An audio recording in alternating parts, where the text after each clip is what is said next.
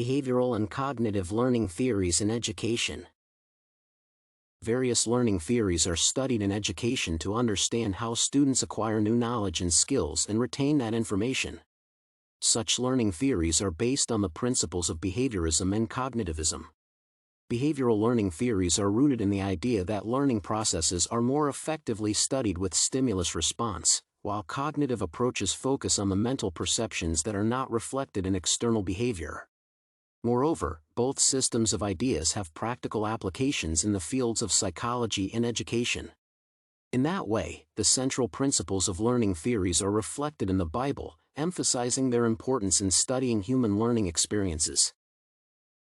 It is essential to clearly define the theories before reviewing their possible applications. Cognitive learning theory is based on the idea that learning requires the ability to think critically, while thinking is dependent on the internal and external environment. Consequently, the process is fully affected by one's mental abilities and is complicated to study empirically. Depending on the direct applications of cognitive learning theory, it includes alternating concepts of knowledge retention and retrieval. As the thesis deals with mental operations, a discussion of cognitive load theory is relevant. Traditionally, the cognitive load theory explains the need for learners to be provided with clear instructions before attempting a new task. Cognitive psychology researchers accentuate the concept of simplified knowledge, as the human mind constantly seeks energy-conserving ways of retaining information. Behavioral learning, on the other hand, is focused on the knowledge acquired through external practices. Behaviorally based techniques similarly require set models for imitation. In this way, both theories prioritize models and examples for effective learning. The applications of cognitive and behavioral learning theories are observable predominantly in the field of education, including institutions of various specialized majors. Cognitive load theory, in this way, can be used to increase productivity for online learners. According to Chen et al., the theory's components play a central role in setting clear instructions for students. This fundamental characteristic has direct applications in creating level-varying programs for students with different prior knowledge.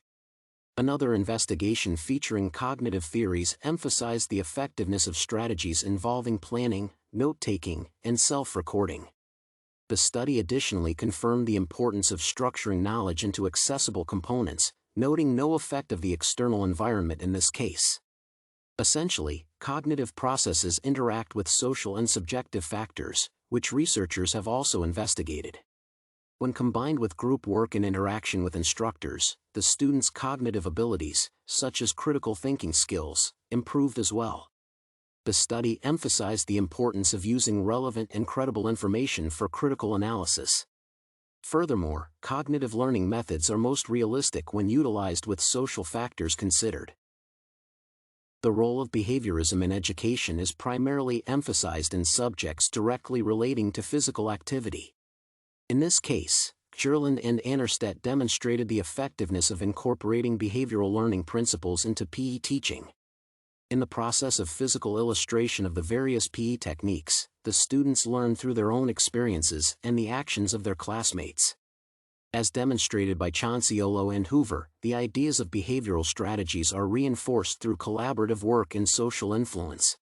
In medical practice, the external informational output provides the basis for theoretical learning. Although self-analysis and innate abilities determine one's learning progress to an extent, collaborative working significantly increases productivity. The theories mentioned apply to the learning processes of children and adults. A study conducted by Sendurer et al. Illustrated the use of multimedia as a limitation for effective learning, as it complicated adults' mental schema. In multimedia use cases, the cognitive load also acts as a limiting factor, decreasing the amount of knowledge a person can process and retain at once. Research on adult learning accentuates the importance of linking previously learned knowledge with newly acquired information. In this way, adults can improve without large clusters of known information complicating their critical thinking skills. The main principles of behavioral learning theory are reflected in the Bible as well. According to the idea, specific behavior is learned through reward, punishment, external influence, and other factors. As mentioned in the Bible, Aaron is instructed by Moses to bless the children of Israel, so they will put my name on the Israelites, and I will bless them. Hence, the Israelites were encouraged to follow the law, otherwise, they risked being punished. Through assessment of the risks and consequences of disobedience, the people of Israel demonstrated analytical skills through behaviorism. Behavioral learning concepts can be traced in Exodus 18 verse 20 in the line, "Teach them his decrees and instructions and show them the way they are to live and how they are to behave." Men learn when given explicit instructions and behavior to imitate. Therefore, the principles of learning theories are reflected in many sources. An in-depth analysis of behavioral and cognitive learning theories demonstrated their role in education, as well as possible applications in other fields. Cognitive learning strategies are more effective when students are independently engaging with information. Behaviorism cannot be viewed appropriately without acknowledging its link to social influence, as students process information better through models and particular consequences. These ideas are fundamental for planning and organizing productive lessons.